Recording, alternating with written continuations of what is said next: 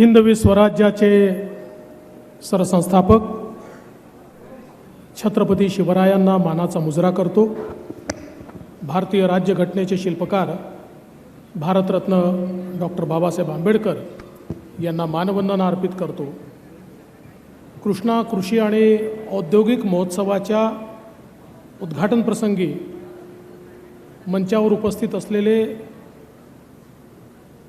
सन्माननीय खासदार श्रीमंत छत्रपती उदयन महाराज भोसले, सन्माननीय आमदार छत्रपती शिवेंद्रराजे भोसले, ज्येष्ठ नेते आणि आमदार श्री जयकुमार गोरे, कृष्णा परिवाराचं नेतृत्व करणारे डॉक्टर सुरेश बाबा भोसले, कृष्णा परिवाराला नवीन गती देणारे डॉक्टर अतुल बाबा भोसले, मंचावर उपस्थित मदनराव दादा मोहिते, आनंदराव नाना पाटील, बाबू कवळेकरजी, नरेंद्र पाटीलजी, जगदीश जगतापजी, धैर्यशील कदमजी, विनायक भोसलेजी, विक्रम पावसकरजी, मनोज घोरपडेजी, राजेंद्र पाटीलजी, चित्रलेखाताई कदम, सम्राट महाडिकजी, विक्रमबाबा पाटणकर, सुनील काटकरजी, सर्व कृष्णा परिवाराचे सदस्य आणि या ठिकाणी मोठ्या संख्येने उपस्थित असलेल्या माझ्या माता भगिनी आणि बंधूंनो,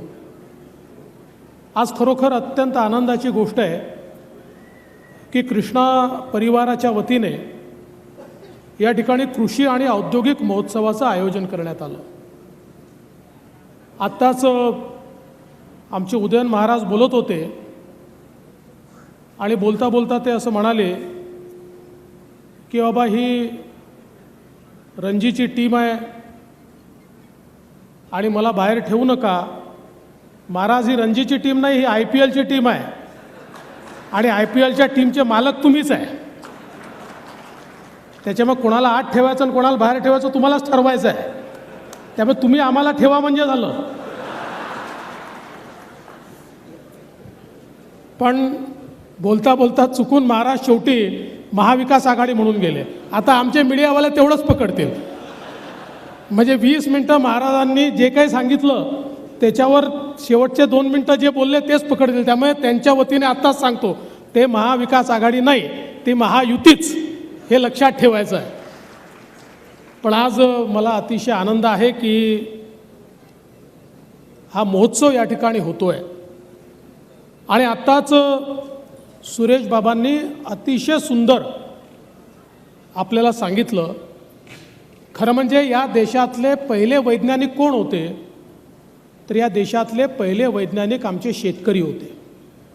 ज्या शेतकऱ्यांनी खऱ्या अर्थानं काळ्या आईमध्ये प्रयोग केले आणि त्या प्रयोगातनं सोनं पिकवलं, त्या प्रयोगातनं आपल्याला अन्नधान्याच्या समृद्धीकडे नेलं, त्या प्रयोगातनं आपल्याला वस्त्र मिळतील, आपल्याला अन्न मिळेल, ही व्यवस्था उभी केली। आणि हे सगळं करत असताना अतिशय शास्त्रशुद्ध पद्धतीनं वर्षानुवर्ष आम्ही शेती केली आणि म्हणूनच एक काळ असा होता की आमचा शेतकरी समृद्ध होता। पण गेले काही दशकं आपण पाहतो, विशेषतः जेव्हापासनं मोठ्या प्रमाणात आम्ही केमिकलचा उपयोग सुरू केला आणि त्यानंतर हे खरं आहे की सुरुवातीच्या काळात आमची उत्पादकता मोठ्या प्रमाणात वाढली आणि ती वाढल्यामुळे आम्ही अजून रासायनिक खतं वापरायला लागलो, पुन्हा उत्पादकता वाढली। पण करता करता शेवटी जे नैसर्गिक नसतं ते फार काळ टिकत नाही आणि तीच अवस्था झाली। आपल्याला माहिती आहे की एखादा पैलवान जेव्हा तयार होतो त्यावेळी त्याला खूप मेहनत करावी लागते, पण अलीकडच्या काळात इंजेक्शन घेऊन घेऊन देखील लोक पैलवान होतात। पण इंजेक्शन घेऊन झालेला पैलवान हा टिकत नाही, तो शेवटी एक दिवस कुठल्या तरी रोगाने ग्रसित होतो। मात्र जो खऱ्या अर्थानं लाल गोद्यामध्ये तयार झालेला पैलवान आहे, तो पैलवान हा चिरकाळ टिकून राहतो। आणि म्हणूनच आज पुन्हा एकदा ही आवश्यकता आहे की शेतीतलं विज्ञान आम्हाला नव्याने मांडावं लागेल। शेतीतला प्रयोग आम्हाला नव्याने समजून घ्यावे लागतील. शेतीतली उत्पादकता तर वाढवावी लागेलच, पण त्याचवेळी विषमुक्त शेती आम्हाला कशी करता येईल याचा देखील विचार आम्हाला करावा लागेल. आज आपण पाहतोय की शेतीमधलं सर्वात आधुनिक राज्य म्हणून पंजाबकडे बघितलं जातं, पण पंजाबची अवस्था अशी आहे की मोठा भाग पंजाबचा आता उत्पादकता खाली येते आहे. कारण जमिनीची उत्पादकतेची क्षमता ही त्या ठिकाणी संपायला लागली आहे. शार्फळ जमीन तयार झाली आहे. आपण पाहतो, दूर जाण्याचे कारण नाही, आपल्या सांगली जिल्ह्यामधला काही भाग असा आहे की ज्या ठिकाणी शार्फळ जमीन तयार झाली आहे त्या ठिकाणी काही आता उगवत नाही. आणि म्हणून पाण्याचा वापर, खतांचा वापर हा योग्य प्रकारे झाला पाहिजे, हे विज्ञान आपल्याला समजून घ्यावंच लागेल. आज आपण पाहतो इस्रायलसारखा देश आहे, या देशाने इतकी प्रगती केली, याचं कारण काय आहे तर यातलं विज्ञान त्यांनी समजून घेतलं. आज त्या ठिकाणी 100% शेती प्रोटेक्टेड इरिगेशननी होते, प्रोटेक्टेड एन्व्हायरमेंटमध्ये होते आणि त्या ठिकाणी फर्टिगेशनची प्रोसेस त्यांनी केली आहे की ज्याच्यामध्ये अक्षरशः ते जे पीक आहे त्या पिकाला आवश्यक तेवढंच पाणी आणि आवश्यक तेवढंच खत किंवा त्याकरता जे काही आपल्याला बूस्टर्स टाकायचे आहेत, आवश्यक तेवढे बूस्टर हे अगदी कम्प्युटरनी त्या ठिकाणी कॅल्क्युलेट होऊन आणि मॉनिटर होऊन तिथपर्यंत जातात. आणि म्हणून ज्या देशामध्ये पाणी नाही तो देश आज शेतीमध्ये सर्वाधिक समृद्ध झालेला आपल्याला पाहायला मिळतो. आणि म्हणूनच आज एकीकडे नवीन तंत्रज्ञान येत आहे, नवीन तंत्रज्ञानाचा वापर आपल्याला करायचाच आहे. आज आपण पाहतो की आता ड्रोन टेक्नॉलॉजी आली. ड्रोननी जर आपण स्प्रेइंग केलं तर त्याचा फायदा हा होतो की आपल्याला कमी खर्चामध्ये, कमी वेळामध्ये, कमी श्रमामध्ये अगदी नेमकं जेवढं आवश्यक आहे तेवढीच फवारणी ही ड्रोनच्या माध्यमातून त्या ठिकाणी होते. आणि म्हणून हे आपल्याला स्वीकारावं लागेल. नवीन जे काही येतं आहे ते आपल्याला समजून घ्यावं लागेल. आणि आज तर आपला साधा एखादा तरुण याने थोडी त्या ठिकाणी प्रशिक्षण घेतलं तर त्या प्रशिक्षणाच्या माध्यमातून तो आपल्या गावामध्ये ड्रोनच्या साहाय्याने सगळ्या शेतकऱ्यांची फवारणी करून देऊ शकतो, 2 पैसे तो कमावू शकतो आणि शेतकऱ्यांचे पैसे देखील वाचवू शकतो. अशा प्रकारचं या ठिकाणी आपल्याला निश्चितपणे हा परिणाम दिसणार आहे. आणि म्हणून मला असं वाटतं की आज शेतीच्या क्षेत्रातले जे विज्ञान आहे, आपण पाहतो आपले कृषी विद्यापीठ आहेत, इथे देखील कृषी विद्यापीठाचा स्टॉल लागलेला आहे. आता त्या स्टॉलवर गेल्यानंतर मला त्यांनी केळी दाखवली, म्हणाले बघा ही जी केळी आहेत ही आता आम्ही ऑर्गॅनिक केळी तयार केली आहे, त्यामुळे आम्हाला 60 रुपयाचा भाव मिळतो, जी बाकी आहेत त्यांना 20 रुपयाचा भाव मिळतो. त्यामुळे हा जो काही परिणाम आहे, हळूहळू लोक विषमुक्त शेतीकडे आणि विषमुक्त जेवणाकडे चालले आहेत.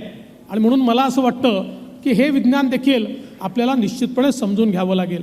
आज ऊसाची उत्पादकता वाढवत असताना त्याच्यामध्ये नवीन प्रयोग कसे होतील, त्या ठिकाणी नवीन व्हेरायटीज तयार कशा होतील, त्याच्यामधल्या अंतरामध्ये आंतरपीक आम्हाला कसं घेता येईल, किंवा त्याच्यामध्ये आता आपल्याला माहिती आहे ऊस तोडणीचा एक मोठा प्रश्न निर्माण झालेला आहे.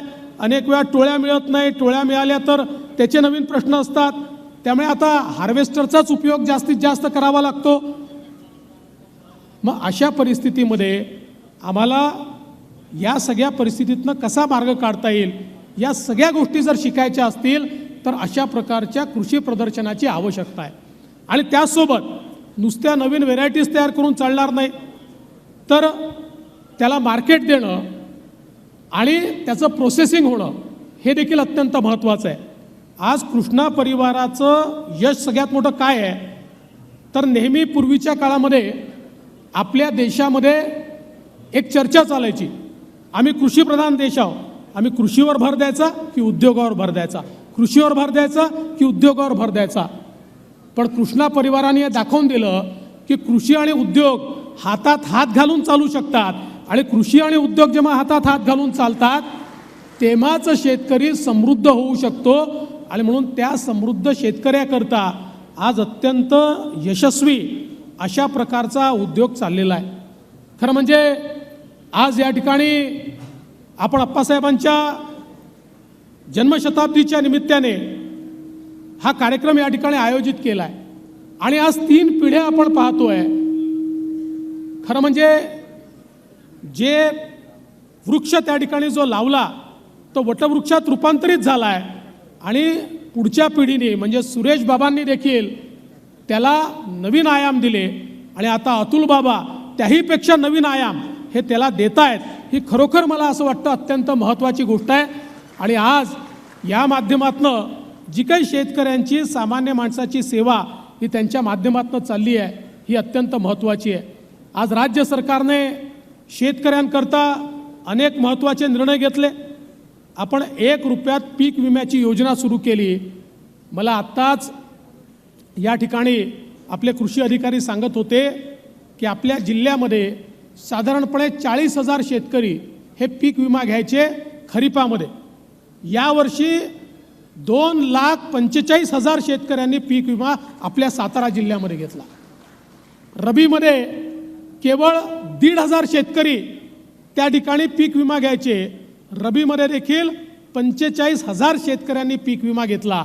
म्हणजे आज आपण 1 रुपयात पीक विमा दिल्यानंतर विम्याचं कव्हरेज वाढतं आहे, विमा घेण्याकडे लोकांचा कल वाढतो आहे।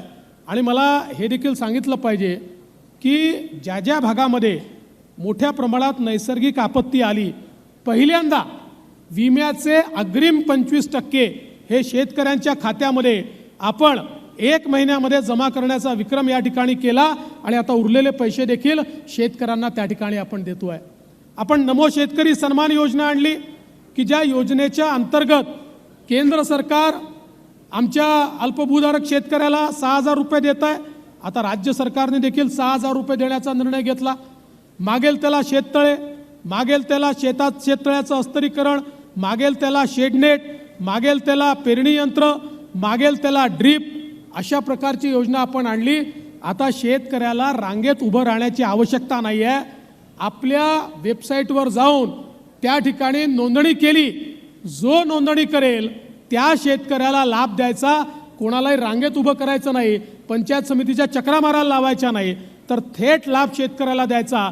अशा प्रकारचा आपण निर्णय केला आणि मला सांगताना आनंद वाटतो यावर्षी जेवढे अर्ज आपल्याकडे आले आत्तापर्यंतचे सगळे अर्ज आपण निकाली काढले आहेत आणि नंतर आलेले अर्ज देखील वर्ष संपायच्या आत आपण म्हणजे आपलं मार्चपर्यंत चालतं, फायनान्शियल इयर संपायच्या आत 100% अर्ज आपण निकाली काढू आणि ज्या ज्या शेतकऱ्यांनी मागणी केली आहे त्या त्या शेतकऱ्यांना मोठ्या प्रमाणात त्या ठिकाणी आपण त्या प्रकारचे सगळे लाभ देणार आहोत। आज मला हे सांगताना देखील आनंद वाटतो, आपला सातारा जिल्हा असेल, पश्चिम महाराष्ट्र असेल, आज मोठ्या प्रमाणात इरिगेशनचे प्रकल्प, सिंचनाचे रखडलेले प्रकल्प आज आपण त्या ठिकाणी पूर्ण करतो। आता इथनं आम्ही नीरा देवधरच्या उजव्या कालवाच्या भूमिपूजनाकरता चाललो आहोत। आमच्या जयभाऊंनी वर्षानुवर्ष ज्या GA कटापूर करता म्हणजे ते जेव्हापासून निवडून आले, आम्ही एकत्रच त्या ठिकाणी होतो, मी त्यांच्या 1 वर्ष आधी आलो, पण जेव्हापासून ते आले तेव्हापासून मी त्यांचा GA कटापूरच ऐकायचो, ते एकच विषय मांडायचे सातत्याने, पण आज तेही त्या ठिकाणी पूर्ण होत आहे आणि त्या ठिकाणच्या शेतकऱ्यांना पाणी मिळत आहे। या कृष्णेवरचे जेवढे अर्धवट राहिलेले प्रोजेक्ट होते हे सगळे कृष्ण कोयनेचे प्रोजेक्ट पूर्ण करण्याचं काम हे आपल्या सरकारने केलं। मोठ्या प्रमाणात माननीय मोदी साहेबांनी आणि मागच्या काळात मी मुख्यमंत्री असताना आणि आता इरिगेशन मिनिस्टर असताना सगळा निधी आपण या ठिकाणी दिला। आणि एवढंच नाही तर आपण एक भूमिका मांडली की कॅनलनी पाणी जे जातं त्याच्यामध्ये लॉसेस मोठ्या प्रमाणात आहे आणि म्हणून आता PDN पद्धतीने म्हणजे पाईप पद्धतीने सगळ्यांना पाणी द्यायचं। त्याचा परिणाम असा झाला, आमच्या दुष्काळी भागामध्ये पाईप पद्धतीने पाणी दिल्यामुळे पाणी वाचलं, त्या पाण्याचं आम्ही फेर नियोजन केलं आणि ज्या गावांना कधीच प्रकल्पाचं पाणी मिळू शकलं नसतं फेर नियोजनात त्या गावांपर्यंत देखील पाणी पोहोचवण्याचं काम हे आपण आपल्या सरकारच्या माध्यमातून या ठिकाणी केलं। आणि मला विश्वास आहे जय भाऊ, ज्या प्रकारचं काम आपण हातामध्ये घेतलं आहे पुढच्या काळामध्ये ज्याला सातारा जिल्ह्याचा दुष्काळी पट्टा म्हणायचे तिथे दुष्काळ नावालाही शिल्लक राहणार नाही, अशा प्रकारचं कार्य हे आता निश्चितपणे आपण हातामध्ये घेतलं आहे। आणि म्हणून सातत्याने शेतकऱ्यांच्या पाठीशी उभं राहण्याचं काम आज आपण मुख्यमंत्री सौर कृषी वाहिनी योजना हातामध्ये घेतली. आपण आता पुढच्या 3 वर्षामध्ये जेवढे आपले कृषीचे इलेक्ट्रिक फीडर आहेत, हे सगळेच्या सगळे फीडर हे सौरवर आणतो आहे. याच वर्षी 4000 मेगावॅटचे फीडर हे आपण सौरवर आणतो आहे. याचा परिणाम असा आहे, आमच्या शेतकऱ्यांना 365 दिवस दिवसा 12 तास वीज अखंडितपणे आपल्याला देता येईल आणि कुठेही त्या विजेमध्ये खंड पडणार नाही. आणि त्याचा दुसरा फायदा असा आहे, आज शेतकऱ्याला आम्ही वीज देतो, आम्हाला ती 7 रुपयाची पडते. शेतकऱ्यांकडनं आम्ही ₹1.25 घेतो. म्हणजे जवळजवळ 5-5.5 रुपयाचा त्या ठिकाणी तोटा आपल्याला येतो. पण आपण ज्यावेळेस ही वीज त्या ठिकाणी सोलरची देऊ, आपल्याला ती वीज ₹3 ते ₹3.20 जास्तीत जास्त ₹3.40 मिळेल. म्हणजे प्रत्येक युनिटच्या मागे आपण त्या ठिकाणी 50% पैसे वाचवणार आहोत. आणि म्हणून हा एक अत्यंत महत्त्वाकांक्षी कार्यक्रम आमच्या शेतकऱ्यांकरता आपण हातामध्ये घेतला आहे.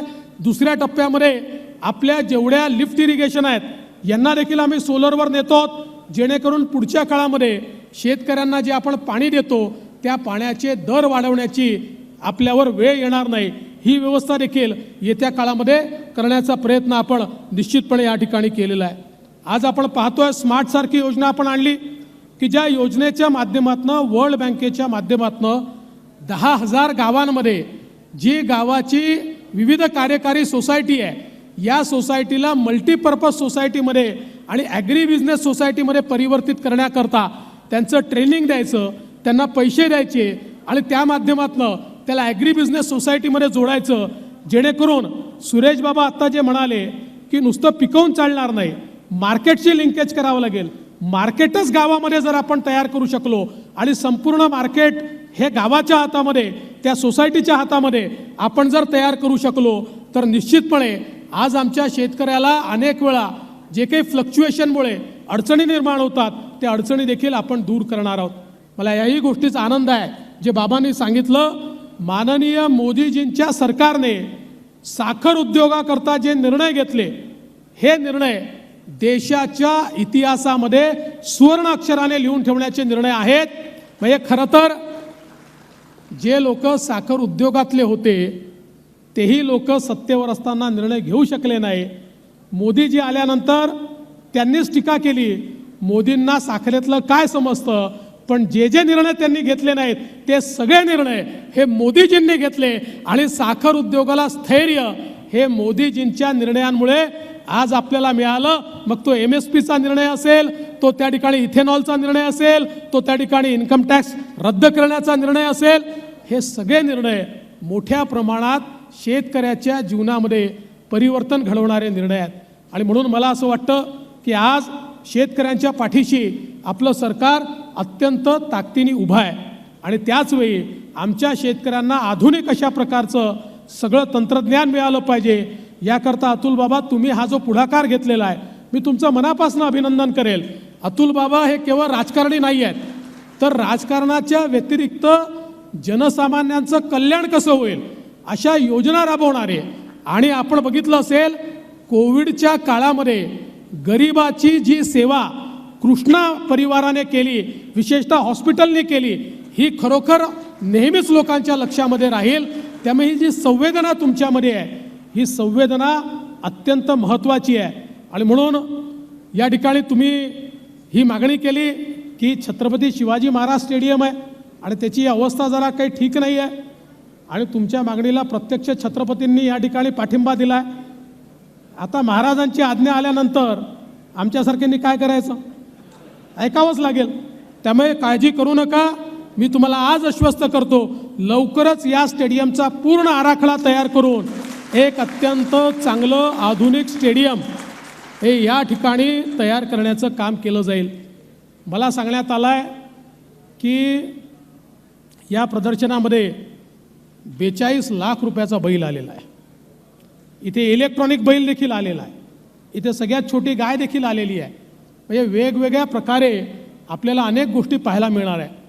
फक्त माझी तुम्हाला एकच विनंती आहे, आमच्या मुंबईमध्ये काही रेडे मोकाट सुटले आहे, त्यांचाही काही बंदोबस्त करण्याची तुमच्याकडे योजना असेल. आणि ते इतके TV वर बोलतात तर त्यांची काही तुमच्याकडे योजना असेल किंवा त्याचं कुठलं तंत्रज्ञान जर इथे आलं असेल तर त्याचाही उपयोग कसा करता येईल हा आम्हाला तुम्ही या ठिकाणी शिकवा.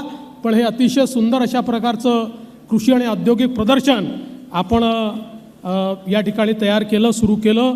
याबद्दल मी तुमचे आभार मानतो, तुमचं अभिनंदन करतो. आणि जिल्ह्यातल्या शेतकऱ्यांनी इथे भेट द्यावी आणि हे सगळं समजून घ्यावं अशा प्रकारची विनंती सर्वांना करून माझे 2 शब्द संपवतो. जय हिंद, जय महाराष्ट्र. एबीपी माझा, उघडा डोळे बघा नीट.